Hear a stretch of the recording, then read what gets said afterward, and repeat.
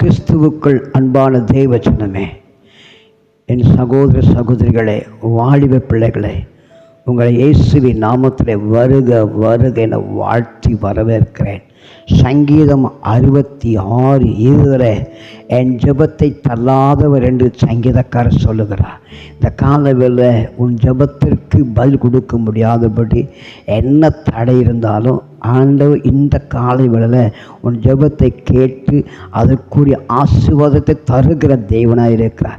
நீ அநேக இடங்களில் ஜனங்களிடத்தில் சொல்லி பார்த்து விட்டாய், மக்களிடத்தில் பகிர்ந்து கொண்டு விட்டாய், உன் குடும்ப தலைவனிடத்தை சொல்லி பார்த்து இன்றும் எனக்கு ஒரு பதில் இல்லையே என்று சொல்லி ஏங்கிக் கொண்டிருக்கிற பாரத்தோடு அமர்ந்து கேட்டு கொண்டிருக்கிற உன் வாழ்க்கையில் ஆண்டோட வார்த்தை உனக்கு நாளை வருகிறது.